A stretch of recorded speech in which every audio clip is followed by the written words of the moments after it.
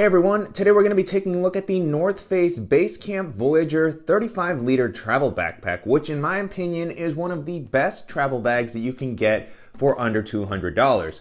I've been testing this out over the past couple of weeks, and in this video I'm going to be talking about what it's been like to use it. I'll show you how I've loaded it out, walk through all the features, and I'll talk about how it compares to some of the other similar bags that are currently on the market. Before jumping into the video, if you're new here, welcome. My name is Danny, and on this channel we love reviewing popular travel and everyday carry gear. If you like these types of videos and you'd be interested in seeing more, please consider subscribing as it helps the channel out a lot. So with all that being said, let's go ahead and jump in. Starting off with the overall aesthetic, like I mentioned with the smaller version of this bag, it's a pretty interesting mixture in my opinion, where you have some of the technical aspects of the North Face bags that we've looked at in the past. You've got some webbing along the front, attachment points, but it's also a sleeker and more modern silhouette. It's a little bit more versatile in my opinion. It's something that feels like it's going to fit in well into an urban setting if that's the type of travel that you're doing, while still offering some of the functionality that you might be looking for in a more outdoor setting without feeling overwhelmingly technical or looking too much like a touristy backpack. As far as the materials, the bag feels very solidly built. This exterior fabric is a recycled 300D tarpaulin polyester that has a TPU coating to give you some added weather resistance. So this feels very durable. On the bottom, you have a recycled 800D nylon, give you a little bit more peace of mind when you're placing the bag down. And so it feels like it's gonna, be able to hold up well to the rigors of travel. It comes in at under 4 pounds, which is pretty good considering the size and the padding and the features that the bag has to offer. 3 pounds, 7 ounces, I believe. And then you of course have some really nice YKK zippers all throughout. Continuing along the outside of the bag, I was happy to see that you have 2 external water bottle pockets, one on each side. These offer a pretty good amount of space. They start to feel a little bit tight when the bag is completely packed out. I was able to squeeze in my 26-ounce Yeti Rambler. Have to wiggle it in a little bit. It's not super easy, but you can see that it goes all the way down. There's a nice depth to the compartment, so if you have a taller water bottle, and this is really securely held in there, you do have these little tabs that will help you pull the compartment to open that up, and the elasticity. I don't think anything larger would necessarily fit, especially if the bag is loaded out, but still a good amount of space for a water bottle, maybe for a tripod. And again, you have one on each side, and when they're not in use, they hug the bag pretty nicely. Beyond that, you have some nice carrying handles, one on the side. On each side, you have one actually, which is going to be great for when you're carrying this like a briefcase or for loading this into an overhead storage compartment. You have one at the top. The handles have a nice amount of padding. They're not overwhelmingly bulky. They come up enough to allow you to pick the bag up, and they feel, pretty durable. And beyond that, you have a series of attachment points all around the bag and on the front. So you have some rows of webbing here that are always great for clipping on additional accessories with carabiners, hand sanitizer. Sometimes I'll clip on a pair of shoes if they don't fit on the inside. Then you have some slightly larger webbing along the sides. This one can even hold my hero clip. So a couple of different sizes there, which is nice. And then you have additional attachment points here that also have reflective accents.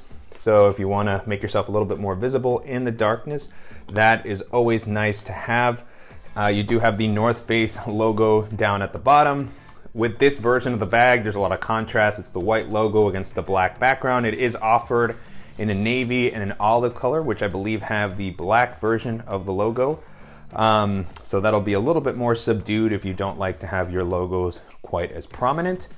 And then the bag does manage to stand up well on its own, which is always a plus. When I'm traveling, I like to place the bag down, access some of the pockets, grab my laptop, and so it's got a nice wide flat bottom that helps it stand up consistently so far in my testing.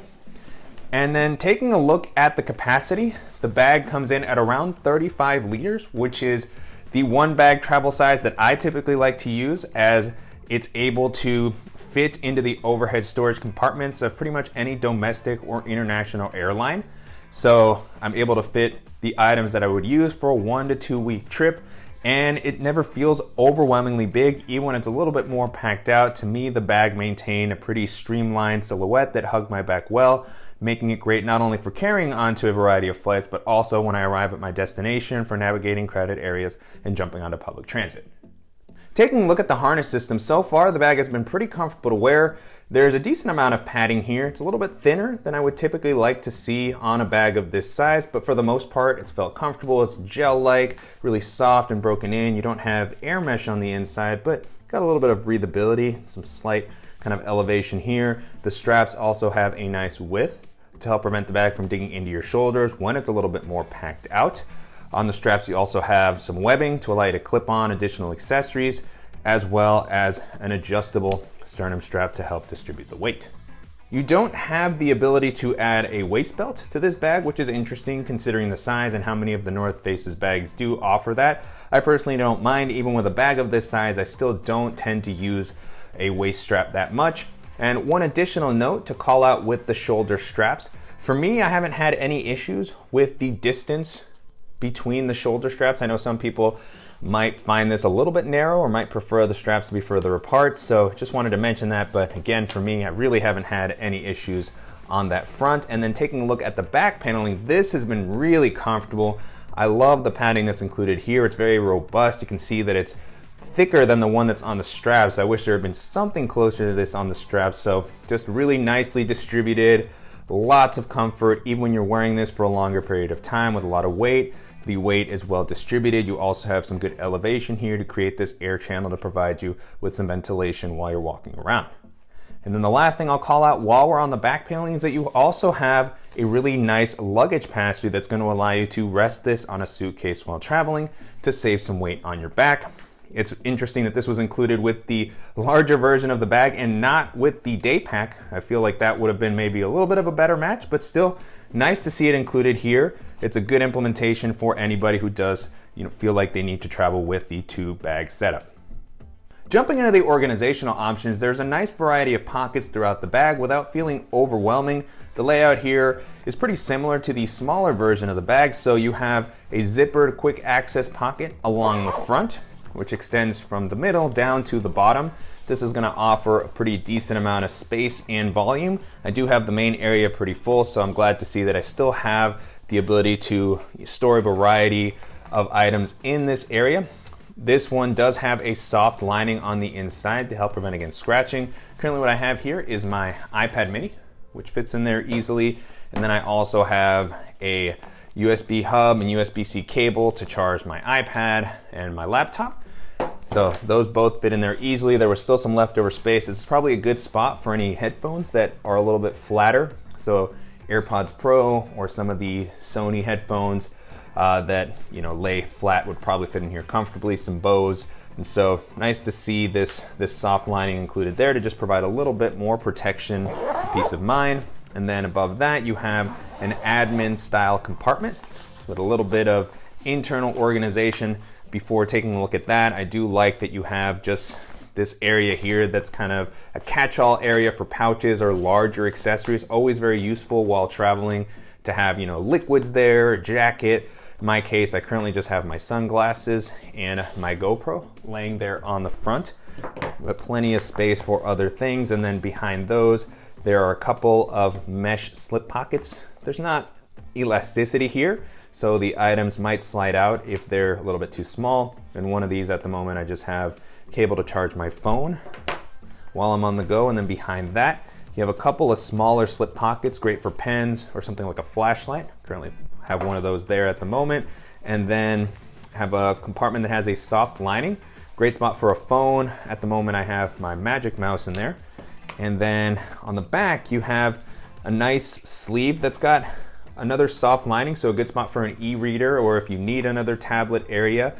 At the moment, I just have a deck of playing cards in here and a little notebook. And you have also a zippered compartment that's gonna be a good spot for smaller items that you don't want floating around. At the moment, I just have my AirPods in there. And then I have an air tag, keep track of my bag. Beyond that, you also have a little lanyard with a clip that's gonna be a good spot for your keys, multi-tool, or in my case, I actually have a little USB memory stick here. Moving into the laptop compartment, I like that you have a dedicated area for your device to make it easy to grab this while you're traveling. And so you have the dual zipper pulls here. This is a top loading compartment. It doesn't open up flat, which I never mind because I don't really use that feature. And then really great implementation here, plenty of padding for your device. I like that the compartment is also properly suspended off the bottom of the ground. Then lots of space here. This should definitely be able to hold a 15 or 16 inch laptop comfortably. Currently what I have is a 13 inch MacBook Air that's kind of swallowed up by the compartment. And so pulling that out, you can get a look at the inside. Nice fleece lining on both sides of the compartment to give you a little bit more peace of mind with scratches. And this also comes up a decent amount. So if you happen to have a thicker device, it should be able to fit in there comfortably. So, just a really great job here with the fact that it's suspended and well padded. It feels like my device is going to be very well protected while I'm on the go. The last area that we're going to be taking a look at is the main compartment. You have a nice, pretty much full clamshell opening here. So I'll put the zippers down. This is one of the bigger differences with the smaller version of the bag. That's a top loading bag, so you can't open it up all the way. And then on the inside, you have access to the large kind of packing area that matches up very well with a modular setup, as I tend to use for many of my trips.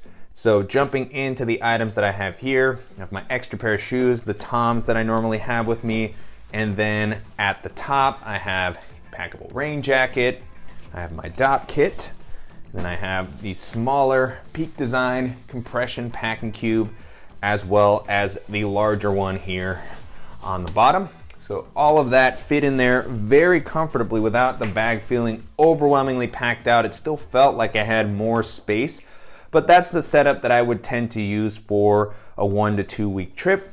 And so now with the compartment empty, you can get a better look at the inside. One of the cool things about this layout, which I haven't seen on a ton of bags, is this divider that's included here that actually allows you to segment this into different areas. So it matched up well with my packing cubes, where I put the smaller ones at the top, the larger one at the bottom. But if you don't use packing cubes, this could potentially help you organize your stuff. And then it is a divider that you can adjust. So if you prefer to just have a single large compartment because it doesn't really help you that much and you think it gets in the way, you can actually put it down and attach it to these loops that are included on the back of the bag.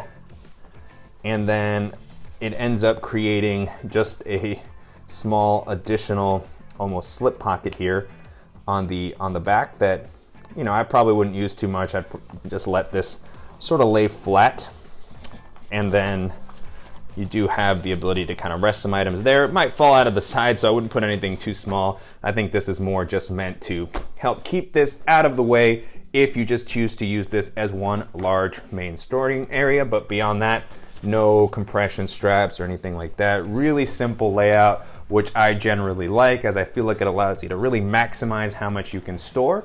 And then on the lid, you do have one additional zippered mesh compartment that offers a good amount of space. I like that it's a little taller, so if you want to store some toiletries in here, gloves, additional sort of clothing items that you want to keep separate from the main area, or even some tech items, you do have the ability to do so. If you don't want to use it, it just kind of stays out of the way. So really like the layout and space offered in this main area, and just the layout throughout the rest of the bag. I really enjoyed the experience when I was testing out the smaller edition of this bag, and I think it's just kind of taken to the next level with the clamshell opening, with the luggage pass-through, and the additional space. So, just a really well thought out bag overall. And if you're looking for a durable, comfortable option that's going to come in at under $200, this is going to be a really great option to take a look at. And so to wrap up, it's been a pretty great experience testing out the North Face Basecamp Voyager Travel Backpack over the past couple of weeks. You can currently purchase this on the company site or sites like REI and Amazon for around $170, which to me feels like a pretty reasonable price considering the features and the build quality that it has to offer. Nowadays, it feels like many of the premium travel backpacks are $200 and above. It's getting harder and harder to find something with this feature set, quality, comfort at under $200. So if that's where your budget lies, I feel like this is going to be a really interesting option that's also going to compare well against some of the other bags that are currently on the market. And so as I was testing this out, the first bag this made me think of is, of course, the smaller edition of this bag. the Basecamp Voyager Travel Backpack, which has a very similar aesthetic and layout, but it comes in at around 26 liters, so it's a little more personal item sized, I would say. But at 26 liters, it can hold a pretty impressive amount. So if you're a minimal traveler, it's something that you could still use for a couple of days away or even a week, depending on how minimally you pack. That one doesn't have the clamshell style opening of this one. It's a top loading bag, but it still has the dedicated laptop compartment, the rugged exterior fabric, good organization. That one also doesn't have the luggage pass-through, which I thought was an interesting choice, as I mentioned during the video. But regardless, it's just a really solid, versatile day pack that, can work as a personal item, as an EDC backpack, or as something to pair with a larger travel bag. Another bag this made me think of is the Patagonia Mini MLC, which is one of my current favorite minimal travel bags. I've talked about it many times on the channel and have used it on a ton of different trips. I absolutely love the versatile 30-liter size of that bag. It's not going to be able to hold quite as much as this one, but it can still hold an impressive amount and has also worked as a personal item. So it's a nice in between the two sizes of this bag. Pretty simple main compartment, clamshell style opening, is able to hold a ton of stuff. It's got a pretty comfortable harness system. Don't think it's quite as robust as this one, but so far it's done well. It's breathable. It has an integrated waist belt that can be removed. You can use that as a shoulder strap if you want to use the bag as a shoulder bag instead of as a backpack. So really nice versatility there. Beyond that, it has just some of the other things that I look for out of any travel bag. So water bottle pocket, a couple of attachment points, handles, some quick access compartments, and a well padded laptop sleeve. So if you're looking for something from a company like Patagonia that's going to offer just a ton of versatility and that's going to come in at around the $200 price point, and that's going to be a really excellent option to take a look at. And then the last option that I'll mention here, if you have a little bit of a higher budget, is the Air Travel Pack 3, which continues to be my go-to recommendation for most people, as it's just an excellent travel bag. It's been one of my favorites for many years now. I've used all the different iterations of it. It's just a very solidly built bag. It's got a very comfortable harness system, an excellent organizational layout. Comes in at around 35 liters, so pretty close in capacity to this. It's got, lots of different pockets. Excellent, well padded and suspended laptop compartment. I really like the sleek and modern aesthetic of that one. It's a little bit cleaner maybe than this one, which has a little bit more of a rugged and outdoorsy feel, which makes sense given that it is from the North Face. But the Air Travel Pack 3 look is just perfect for a more urban setting, for work travel. And it's just going to be a very versatile, reliable and durable bag. And if you have the budget for it, the materials on that are going to be a little bit more durable in my opinion. It's got some extra bells and whistles, and if you just want to find an excellent one bag travel option, then that's going to be one of the best options to take a look at. With that being said, the Basecamp Voyager Travel Backpack holds up really well against all those options, and if you're looking for a durable, comfortable and spacious one bag travel option that's going to come in at under $200, then this is definitely going to be one of the best options that you can take a look at. And I'm definitely curious to hear what you all think of the Voyager Basecamp Travel Backpack and how it compares to some of the other popular travel bags that are currently on the market. And if there's any similar options that you think that I should check out, as always, please let me know in the comments. And I want to thank you for watching and supporting the channel. If you enjoyed this video, please give us a like. And if you haven't already, make sure to subscribe so you don't miss any upcoming videos. And we'll see you in the next one.